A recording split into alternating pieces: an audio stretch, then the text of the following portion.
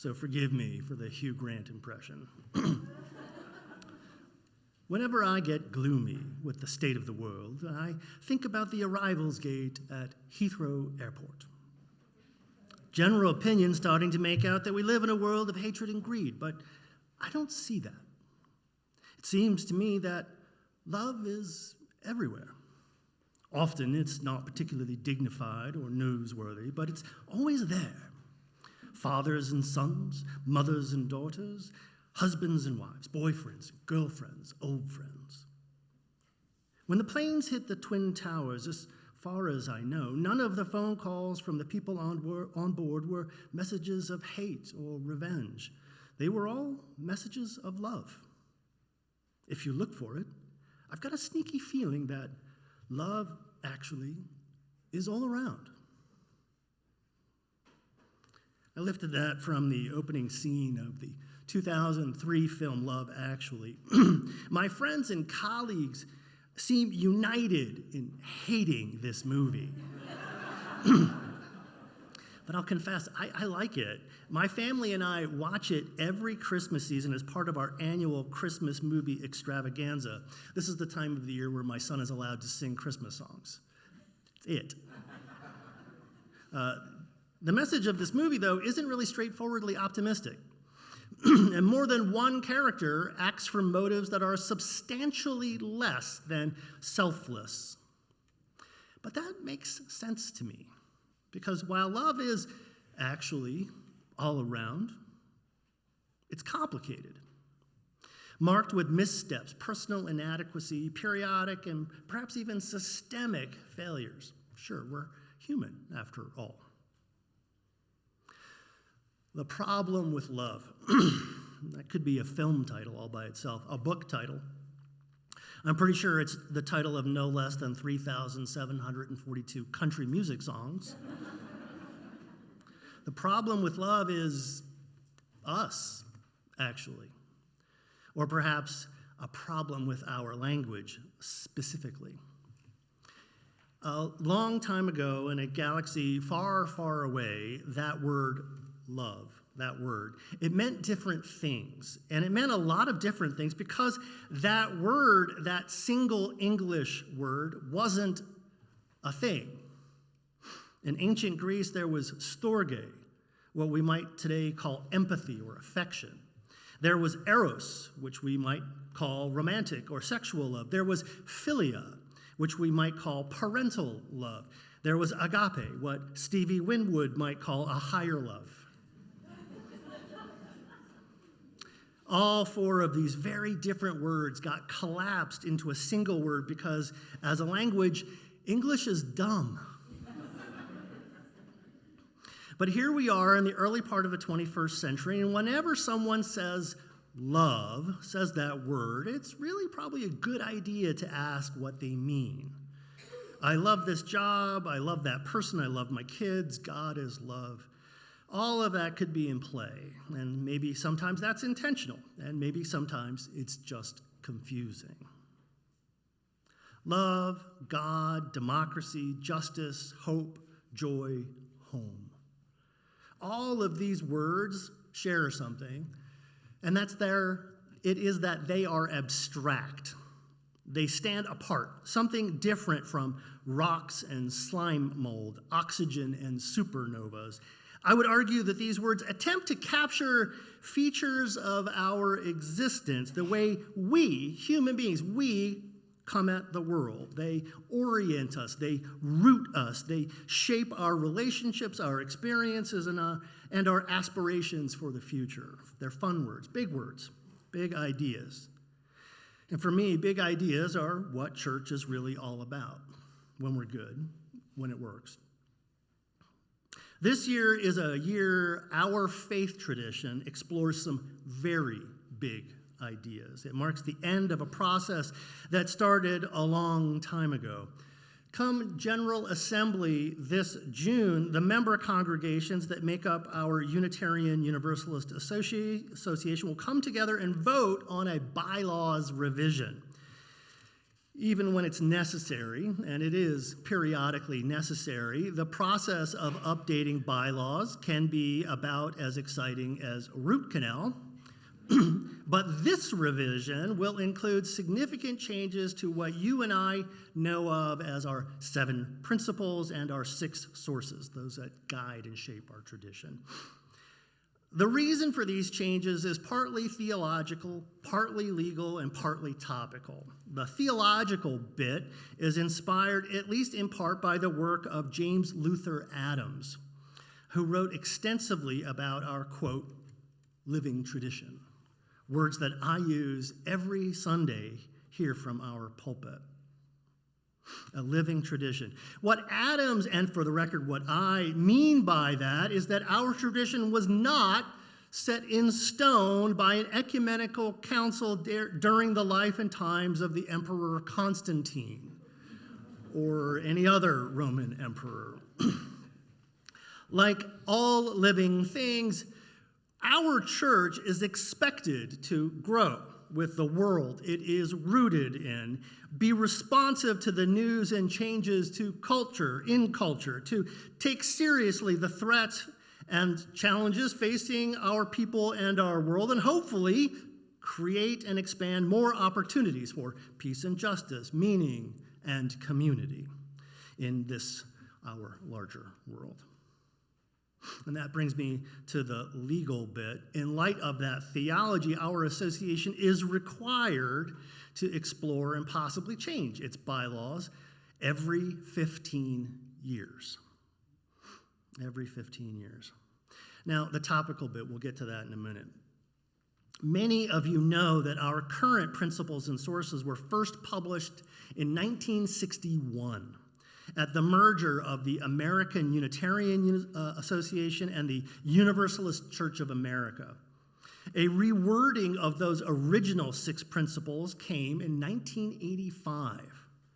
A 7th principle was added in 1987. A 6th source was added in 1995. But that's the way it's been ever since. Over the years, there have been proposals made for updates. One was to expand the 5th principle. That's how we talk about our ideas and ideals around living into democracy, doing democracy. Another was to amend the 1st principle to include the inherent worth and dignity of non-human creatures. Neither of these proposals was adopted. But the road to today and these current changes that are very likely to pass, this dates at least as far back as 1997, when the General Assembly voted to become an intentionally anti-racist, anti-oppression, multicultural institution. That was 1997. Some of you may remember this as the journey toward wholeness. It was a big deal back then. While the challenge was accepted at that point, the movement almost immediately stalled. Stalled until the death of Trayvon Martin in 2012, when the mass movement we now call Black Lives Matter created an opportunity to bring our collective attention back to that commitment. Our response, or one response, was the 8th Principle Project.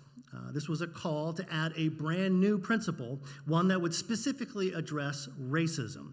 It gained a lot of support. Today, something like 1/4 of our congregations across the country have adopted it. And that we did so during a time of mass protests and nationwide media attention on police violence is neither surprising nor accidental. But that's not all that the last decade brought us, is it?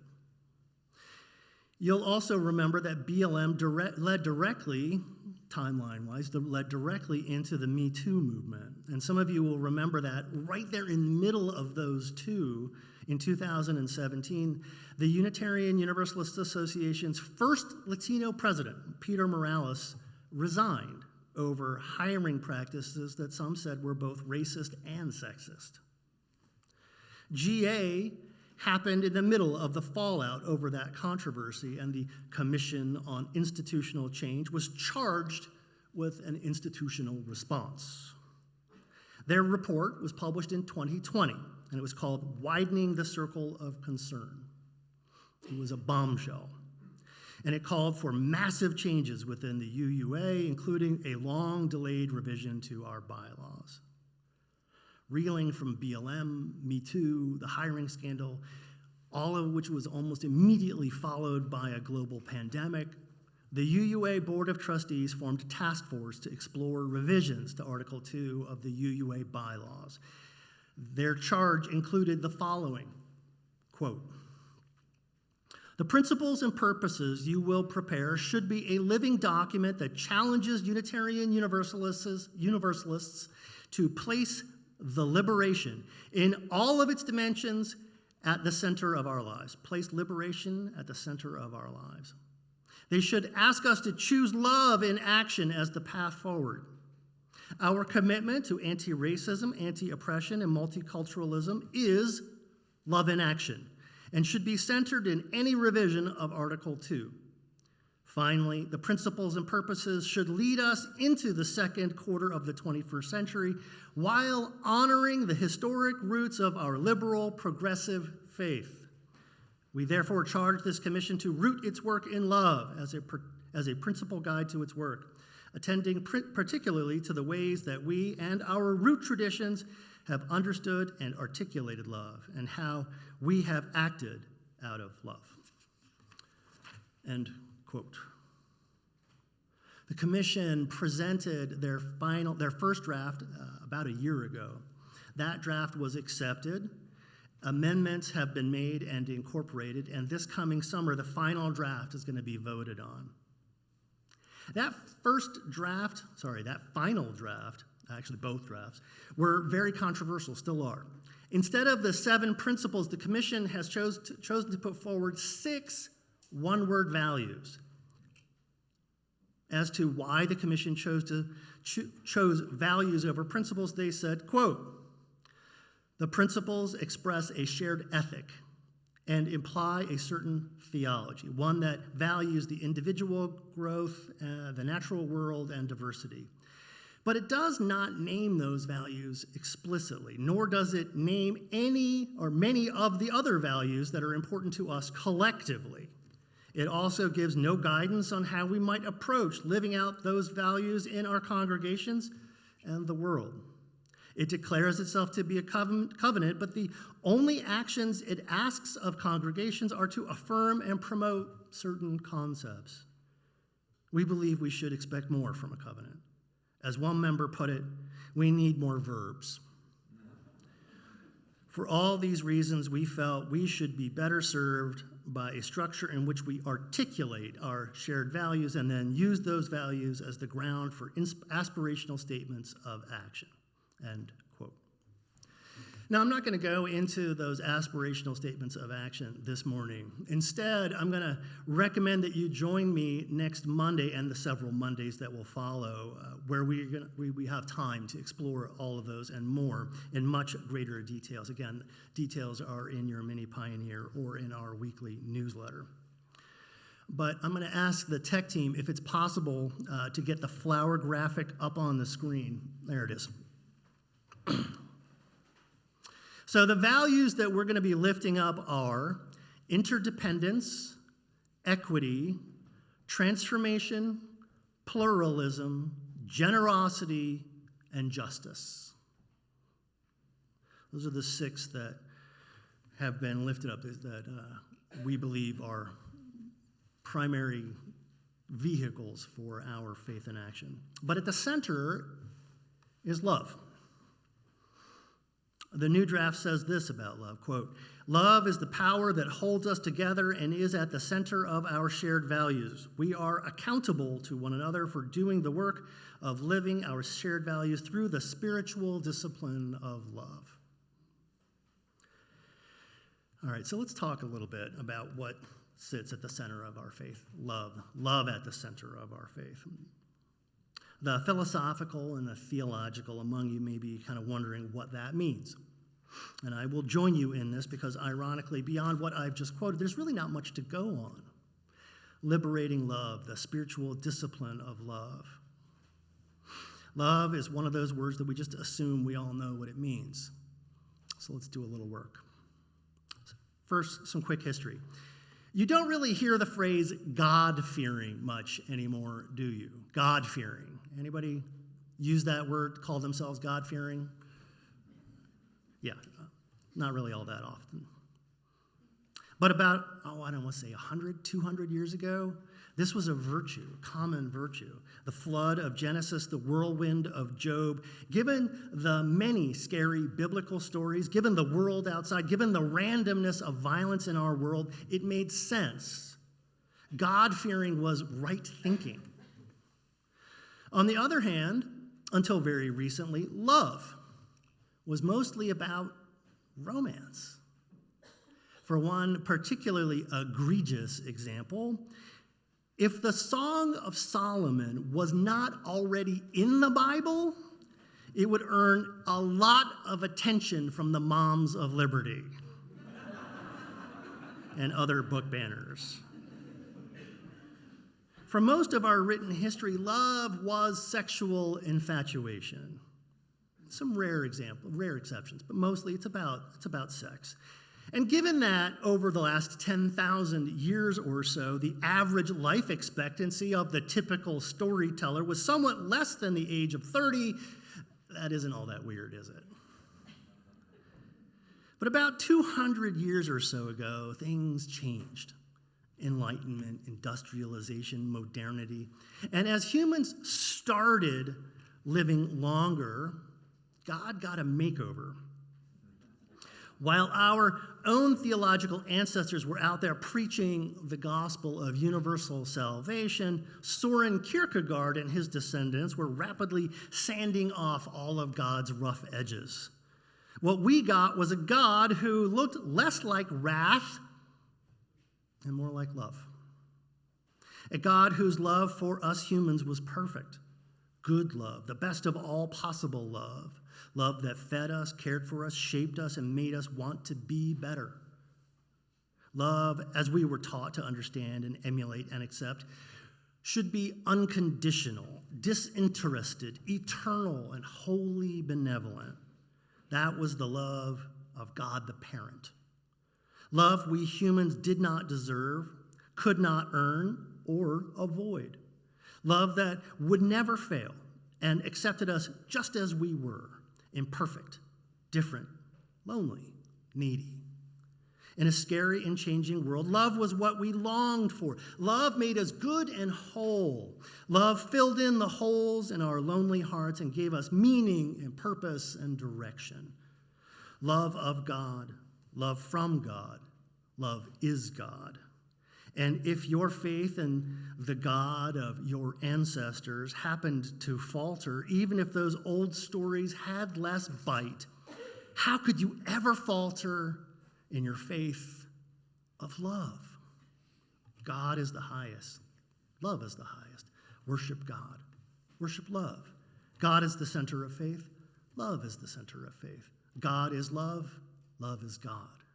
And so it's been since the 19th century. If you're squirming a bit, no, I am not saying that the Article 2 Commission is trying to backdoor the God of our ancestors into our 21st century Unitarian Universalism. As my wife, the Reverend Julia Jones, likes to say, I overthink things. She's right, of course, but I am curious, right? I'm unconvinced that the commission is really aware of all that they're implying, or if they're even attempting to draw lines between us and the Methodists, the UCC, the Presbyterians, the Baptists, the Episcopalians, the Catholics, because they all put love at the center too. For that matter, so does Islam and Judaism, the Sikh, the Baha'i, the Jain, the Hindu, Buddhist. In fact, it's hard to find a major world tradition that does not pivot around an axis of love. Fact is, the rest of the world has put love at the center for a long time. So let me check my notes on the 20th century history. Yeah, love at the center has worked out well. It's fine. Anyway, I hope you'll forgive me if I'm not convinced that retrieving an abstract perfect love, love as aspiration, love as ultimate, love as God, root for our faith is all that helpful to anyone. Not anymore.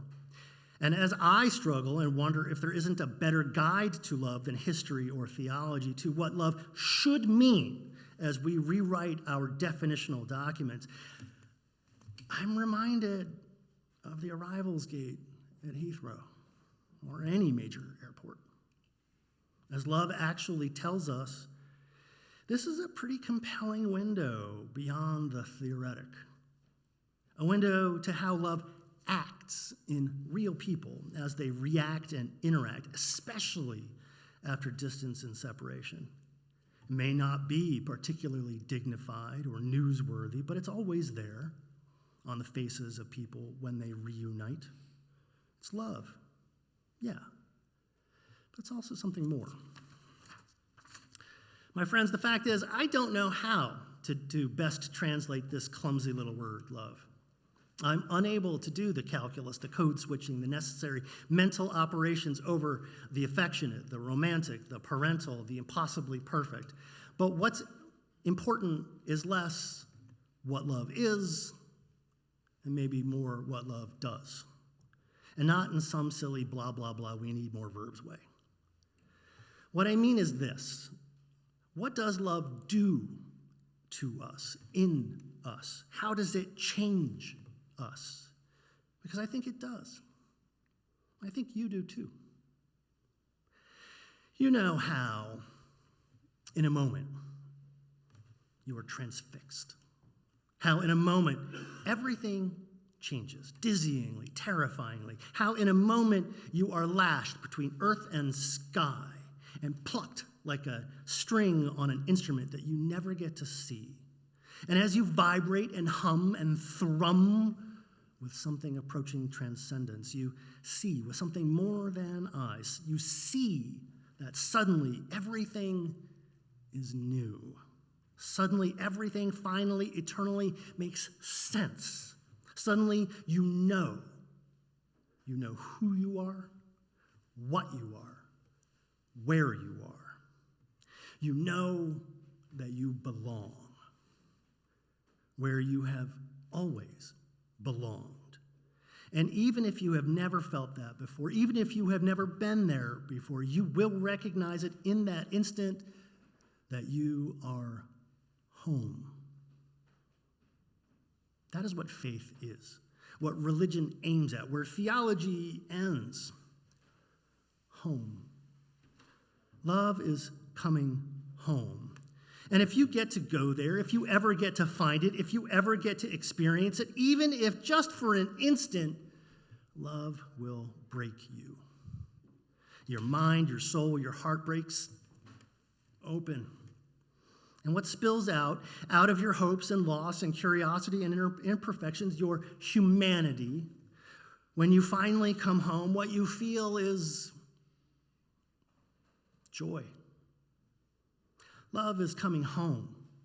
Love fills the empty places with joy. That is what love does. May we be all of us so lucky.